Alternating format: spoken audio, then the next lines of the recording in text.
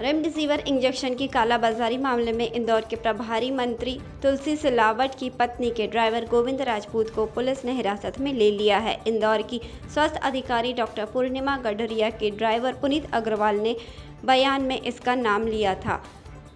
इधर मीडिया के सामने बयान देने पर पुलिस ने एक होमगार्ड और सिपाही पर कार्रवाई की है। देर रात तक थाने में हुई पूछताछ में गोविंद ने बताया कि ड्राइवर पुनीत अग्रवाल ही इंजेक्शन की कालाबाजारी कर रहा था। कुछ समय पहले गोविंद की कोरोना रिपोर्ट पॉजिटिव मिली थी। इसके बाद से वह बहुत डरा हुआ था। उसने पुनीत से संपर्क किया, जहां उसने इंजेक्शन के लिए जब बात की तो बताया कि 7,000 में इंजेक्शन मिलना है।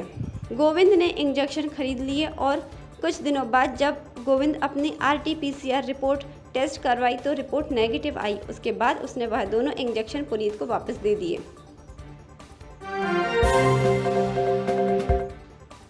मध्य प्रदेश में दूसरी लहर में तेजी से घटते संक्रमण को देखते हुए अनलॉक की तैयारी भी शुरू हो गई है।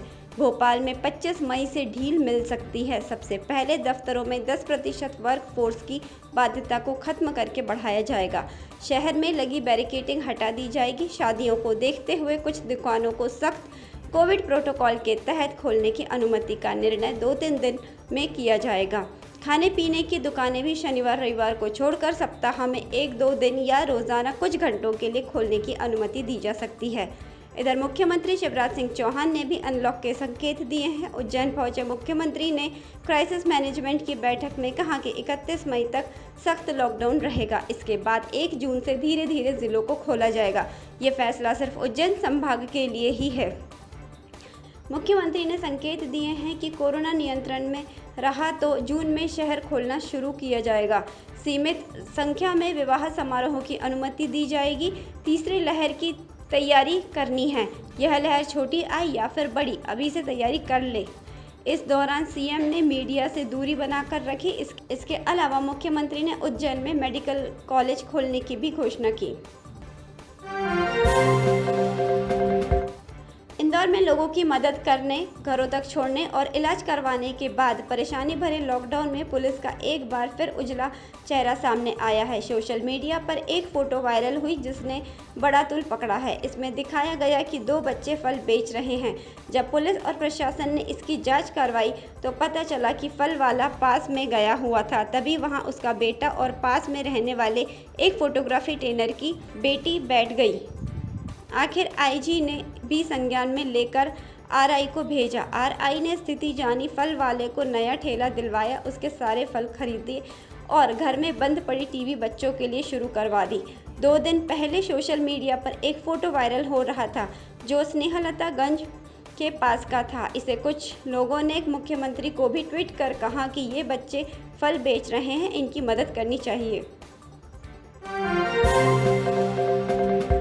मित्र के मामले में फंसे मध्य प्रदेश के पूर्व वन मंत्री और गंधवानी से विधायक उमंग सिंघार के लिए कांग्रेस एकजुट होती दिख रही है। उमंग सिंघार के पक्ष में पार्टी के 25 विधायक भोपाल में जमा हुए। यहां सभी ने सबसे पहले पूर्व मुख्यमंत्री कमलनाथ से मुलाकात की। सूत्रों की माने तो यहां से इस मामले में सरकार को घेरने के लिए आगे की रणनीति तैयार की गई। पार्टी इस मुद्दे को आक्रामक तरीके से उठाना चाहती थी। इसके पीछे मुख्य वजह उसके बेटे आर्यन का सिंघार के साथ खड़ा होना है। इससे 2 दिन पहले ही पूर्व मंत्री जीतू पटवारी समेत 5 विधायक डीजीपी से उमंग सिंघार के खिलाफ कार्रवाई राजनीति से प्रेरित बताते हुए मुलाकात कर चुके हैं। इंदौर के गौतमपुरा गांव स्थित इंदौर प्रीमियर कोऑपरेटिव बैंक में एक किसान से बैंक कर्मी ने अभद्रता कर दी। किसान के साथ मारपीट की और धक्का देकर बैंक से बाहर निकाल दिया। सड़क पर उसके साथ गाली गलौज की और धक्का मुक्की भी की। मौके पर पहुंची पुलिस ने मामले को शांत किया। इसका वीडियो भी वायरल हो रहा है। किसान ने गौतमपुरा थाने में FIR दर्ज कराई है। बैंक ने कर्मचारी को हटा दिया है। गुडर निवासी पीड़ित किसान लाखन पुत्र मुंशीराम ने बताया कि वह सुबह 8:30 बजे के बीच बैंक जाकर अपनी डायरी बैंक के बाहर डिब्बे में रख दी। मेरा करीब 8वां नंबर था। उस हिसाब से करीब 12 बजे के आसपास मेरा नंबर आना चाहिए था। जब मेरे द्वारा बैंक में 2 बार पूछा गया तो मुझे टरका कर यह कह दिया गया कि अभी तुम्हारा नंबर नहीं आया है। इस बीच दूसरे कर्मचारी से पूछा तो उसने बताया कि आपका नंबर बहुत पहले ही आ चुका था। जब यही बात मेरे द्वारा कर्मचारी धुमाल सिंह राजौरिया से कही तो उसने मेरे साथ धक्का मुक्की, मारपीट पर उतर आया और गाली गलौज करने लगा। किसान ने वीडियो जारी कर सोशल मीडिया पर कहा कि मेरे साथ कोई अप्रिय घटना होती है तो उसका जिम्मेदार बैंक कर्मचारी धुमाल सिंह राजौरिया होगा। पीड़ित किसान ने कर्मचारी को कहीं और स्थानांतरित किए जाने की भी मांग की है। मुख्यमंत्री शिवराज सिंह चौहान इंदौर गए। वे सुबह 11:30 बजे इंदौर एयरपोर्ट पर उतरे और सीधे कलेक्टर कार्यालय पहुंचे, जहां कोरोना की स्थिति, इलाज और इंतजामों की समीक्षा की। इसके बाद खेल प्रशाल में शहरी और ग्रामीण क्राइसिस मैनेजमेंट समिति की बैठक में शामिल हुए। मुख्यमंत्री के निर्देश थे कि उनकी अगवानी के लिए कोई भी जनप्रतिनिधि और अफसर एयरपोर्ट पर न आए। वे शाम 4:30 बजे भोपाल के लिए रवाना हुए। सीएम इस दौरान शहर में 5 घंटे रहे, लेकिन कोरोना के कारण इस बार मीडिया से दूर ही रहे। मुख्यमंत्री के आगमन पर कोरोना नियमों का पालन कराने कड़ी सुरक्षा व्यवस्था रखी गई। कलेक्टर कार्यालय में आमंत्रितों के अलावा किसी को भी प्रवेश नहीं मिला। मीटिंग का पूरा कवरेज सिर्फ सरकारी इंतजाम से ही किया गया। बैठक स्थल में उन अधिकारियों को भी प्रवेश नहीं मिला जिनकी वहां पर आवश्यकता नहीं थी। बैठक पूरी तरह सोशल डिस्टेंसिंग के साथ हुई। प्रदेश में कोरोना संक्रमितों की संख्या में कमी आ रही है, लेकिन अस्पतालों में मरीजों की परेशानियां कम होती नहीं दिख रही। ताज़ा मामला भोपाल के रेड क्रॉस अस्पताल के कोविड सेंटर का है। यहाँ वेंटिलेटर पर भर्ती एक मरीज के परिजन शशि से डॉक्टर ने कहा कि आप मरीज को दूसरे अस्पताल में शिफ्ट कर लीजिए या नर्सिंग स्टाफ से इलाज कराने के लिए सहमति लिखकर दे दीजिए। यहाँ अब ऑनलाइन डॉक्टर उपलब्ध नहीं होंगे। मामले में अस्पताल के अधीक्षक ने कहा कि हमारे पास विशेषज्ञ डॉक्टर नहीं हैं, इसलिए दूसरी जगह रेफर करने के लिए कहा था। मामले की पड़ताल में सामने आया कि रेड क्रॉस अस्पताल के कोविड सेंटर चलाने से सहारा फ्रैक्चर अस्पताल ने सेवाएं वापस लेने का नोटिस भेजा है। नोटिस में उन्होंने 19 मई से सेवाएं नहीं देने की अनुमति मांगी है। हालांकि मामले में अस्पताल प्रबंधन का कहना है कि सहारा अस्पताल एग्रीमेंट के अनुसार 2 माह कोविड सेंटर चलाएगा। एक तरफा निर्णय लेकर सेवाएं वापस नहीं ले सकता।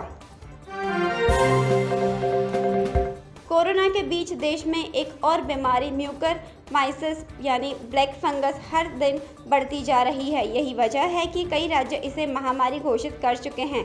तेलंगाना सरकार ने ब्लैक फंगस को महामारी एक्ट में नोटिफाई करने की जानकारी दी है। तेलंगाना में ब्लैक फंगस के 80 मामले सामने आ चुके हैं। इससे पहले राजस्थान सरकार ने इसे महामारी घोषित किया था। वहीं हरियाणा सरकार पहले ही यह फैसला ले चुकी है। कोरोना के बीच ब्लैक फंगस को लेकर सरकारों की चिंता की वजह यही है कि यह बीमारी तेजी से फैल रही है और संक्रमितों की आंखों की रोशनी जा रही है। यहां तक कि इससे कई मरीजों की मौत भी हो चुकी है। राजधानी में सरकार की नीतियों के खिलाफ लोगों ने विरोध के रूप में लगाए काले झंडे पुलिस और नगर निगम ने निकाल दिए। कांग्रेस विधायक आरिफ मसूद ने बुधवार को लोगों से बढ़ती महंगाई और बिगड़ती स्वास्थ्य व्यवस्था को लेकर घर दुकान के आगे काले झंडे लगाने की अपील की थी। रात में ही लोगों ने जहांगीराबाद, शबम चौराहा, जिंसी, चिकलौद रोड, बरखेड़ी, छावनी, मंगलवारा, घोड़ानक्का, इतवारा, बुधवारा, इब्राहिमपुरा, कमला पार्क के घरों और दुकानों पर झंडे लगवाए। इनको रात में ही पुलिस और नगर निगम निकालते नजर आई। इस मामले में विधायक आरिफ मसूद ने कहा कि क्या सरकार का कोई शांतिपूर्वक विरोध नहीं कर सकता? क्या प्रदेश में इमरजेंसी लगा दी गई है या फिर लोगों से उनके संवैधानिक अधिकार को छीन लिया गया है? सरकार को इसका जवाब देना चाहिए। हम सरकार के लोगों की बात को दबाने के कार्य की निंदा करते हैं। मध्य प्रदेश में बारिश का सिलसिला बीते 5-6 दिनों से जारी है। प्रदेश के कई हिस्सों में बारिश दर्ज की जा रही है। मौसम विभाग ने अगले 24 घंटे में भी प्रदेश के कई हिस्सों में बारिश होने की संभावना बताई है। मौसम वैज्ञानिक पी.के. शाह ने बताया कि ताऊ-ते तूफान राजस्थान से वेस्ट यूपी की तरफ बढ़ने के साथ कमज़ोर होकर कम दबाव के क्षेत्र में बदल गया है। इसके साथ ही एक वेस्टर्न डिस्टर्बेंस बना हुआ है। इसके कारण नमी के चलते प्रदेश के कई हिस्सों में बारिश की संभावना है। पीके शाह ने बताया कि बारिश की अधिक संभावना नॉर्थ एमपी के ग्वालियर, चंबल, रीवा, सागर में बनी हुई है। इसके अलावा राजधानी समेत बाकी प्रदेश के हिस्सों में हल्की बारिश या बूंदाबांदी हो सकती है। उन्होंने बताया कि शुक्रवार से प्रदेश में आसमान साफ होगा और तापमान में बढ़ोतरी होगी।